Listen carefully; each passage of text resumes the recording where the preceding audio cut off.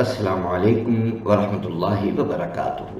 انبیاء کرام اور اولیاء اعظام کی خلقت میں ہی اخلاق حسنہ ودیت کر دیے جاتے ہیں، اس پر ہماری بات ہو رہی تھی اور میں یہ عرض کر رہا تھا کہ اخلاق حسنہ کے دو پہلو ہیں، ایک ہے اکتسابی اور دوسرا ہے جبلی۔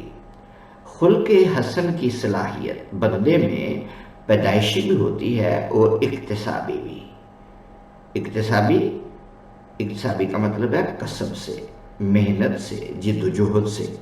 اکتسابی پہلو کا معنی یہ ہے کہ بندہ محنت، ریاضت اور مجاہدہ کے ذریعے زندگی میں اخلاق حسنہ کو حاصل بھی کرتا ہے اور موجود اخلاق کو ترقی بھی دیتا ہے، جبکہ اللہ تعالیٰ انبیاء کرام اور اولیاء اعظام کے لیے حسن خلق کی یہی صلاحیت ان کی جبلت اور طبیعت میں پیدائشی طور پر ودیت فرما دیتا ہے۔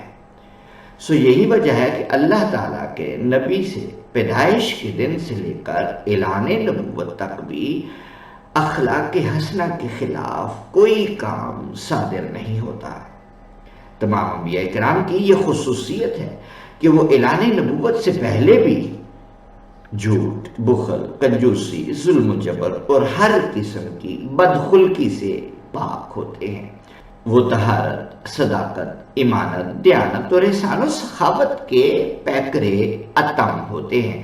انسان ان سے مل کر فرحت محسوس کرتا ہے، وہ ہر ایک سے محبت کرتے ہیں اور کسی سے نفرت نہیں کرتے۔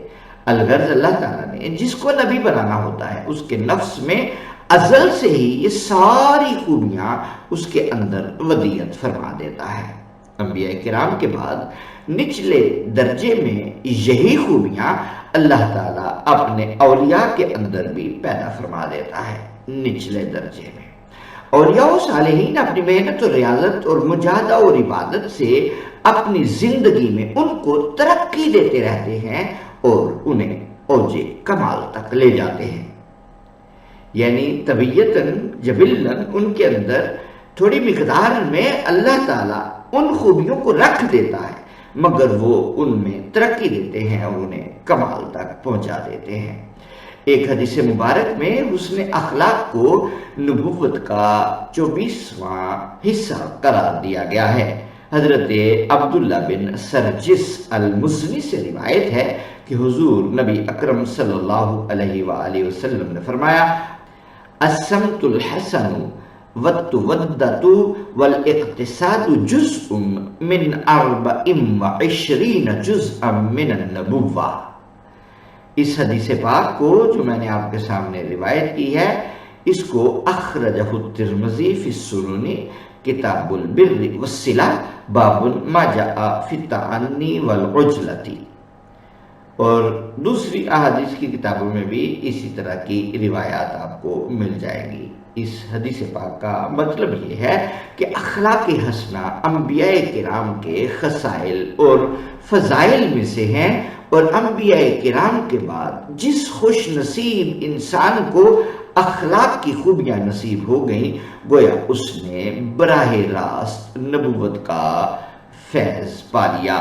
ایگزیکٹ ترجمہ بھی آپ کو سنا دوں، اس کا مطلب ہے اچھی سیرت، تحمل، وقار اور میانہ روی نبوت کا جزء من 24 جزءا من النبوہ، نبوت کا 24واں حصہ ہے۔ مطلب یہ اخلاق و فضائل، یہ خصائل، یہ انبیاء کرام کو عطا کر دیے گئے ہیں۔ اگر کوئی انبیاء کے نقش قدم پر چلے تو اس انسان کو بھی اخلاق حسنہ کی یہ خوبیاں نصیب ہو جاتی ہیں۔ دراصل اس نے براہ راست نبوت کا فیض پا لیا۔ اب چونکہ نبی تو ہو نہیں سکتا، اس لیے نبوت کا فیض اس کو مل جاتا ہے۔ امام مسلم نے الصحیح کی کتاب الایمان میں اور امام ترمذی نے السنن کی کتاب البر والصلہ میں حضرت عبداللہ ابن عباس سے ایک حدیث مبارک روایت کی ہے، اسے حدیث الاشج بھی کہتے ہیں۔ حضور نبی اکرم صلی اللہ علیہ وسلم نے وفد عبد القیس کے سردار جن کا نام منظر تھا ان سے فرمایا، ان فیک خصلتین یحبہم اللہ الحلم والانات، تمہارے اندر دو خوبیاں ایسی ہیں کہ اللہ تعالیٰ ان سے محبت کرتا ہے، ایک حلم اور بردباری ہے، یعنی حلم بردباری اس کا ترجمہ ہی ہے، اور دوسری نرمی و ملاطفت۔ سنن ابن ماجہ میں ہے کہ جب اس صحابی نے یہ سنا تو آپ سے عرض کیا، یا رسول اللہ اشیء جبلت علیہ ام شیء حدث لی، یا رسول اللہ یہ فرمائیے کہ یہ صفات میری خلقت میں تھی یا نئی پیدا ہوئی ہیں؟ آپ نے فرمایا بل شیء جبلت علیہ۔ صحابہ کرام نے بھی ہمارے کتنے مسائل کو حل کر دیا ہے، اب رسول اللہ صلی اللہ علیہ وسلم سے کیسا سوال کر دیا۔ وہ آئے ہیں ایک وفد کی صورت میں اور آئے ہیں ایمان لانے کے لیے، رسول اللہ صلی اللہ علیہ وآلہ وسلم نے انہیں کہا کہ تم میں یہ دو خصوصیتیں، یعنی تمہارے اخلاق کا دو چیزیں جو حصہ ہیں، یہ اللہ تعالیٰ کو بڑی پسند ہے۔ ابھی وہ ایمان لانے کے لیے ہی آئے ہیں، ایمان لا رہے ہیں، رسول اللہ صلی اللہ علیہ وسلم سے عجیب سوال کر دیتے ہیں، بتائیے آپ اللہ کے نبی ہیں، یہ دو طبیعتیں میری جبلت میں یعنی پہلے سے پیدا شدہ ہیں یا کہ میں نے خود اپنی محنت سے پیدا کی ہیں؟ عجیب سوال تھا، علم نبوت اس میں کمال اپنا دکھاتا نظر آتا ہے۔ فرمایا بل شیء جبلت علیہ، بلکہ یہ صفات تمہارے اندر پیدائشی ہیں۔ اس کا مطلب یہ ہے کہ اللہ تعالیٰ نے تمہاری خلقت میں ان خوبیوں کا بیج رکھ دیا تھا اور تم نے محنت سے ان کو مزید ترقی دی ہے، اس طرح تمہاری سیرت اور اخلاق ان خوبیوں کے ساتھ منور ہو گئے ہیں۔ بتانا یہ مقصود تھا کہ کچھ افراد جن کا اللہ تعالیٰ انتخاب کرتا ہے ان کا تعلق انبیاء سے تو نہیں ہوتا، اولیاء سے ہوتا ہے۔ اللہ تعالیٰ انبیاء والی صفات جبلتاً تھوڑی مقدار میں ان کے اندر رکھ دیتا ہے تاکہ وہ ان میں جلا پیدا کر سکیں۔ اس حدیث مبارکہ سے ائمہ کرام نے یہ نقطہ اخذ کیا ہے کہ اخلاق جبلی بھی ہوتے ہیں اور کسبی بھی۔ اللہ تعالیٰ نے نیکی اور بھلائی کے بیج ہر طبیعت میں رکھے ہوتے ہیں۔ مزید محنت سے انسان کی سیرت اچھے اخلاق کے ساتھ روشن اور مزین ہو جاتی ہے۔ اگر انسان محنت و ریاضت کرے تو بری صفات اور برے اخلاق دور ہو سکتے ہیں یا کم ہو سکتے ہیں۔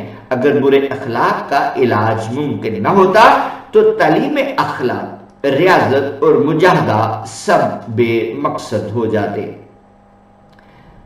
حضور نبی اکرم صلی اللہ علیہ وآلہ وسلم خلق عظیم کے اعلیٰ مرتبے پر فائز ہیں، اس پر بات ہوگی انشاءاللہ اگلے کلپ پر۔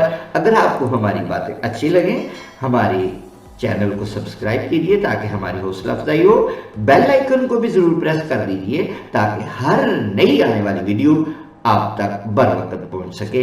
السلام علیکم ورحمۃ اللہ وبرکاتہ۔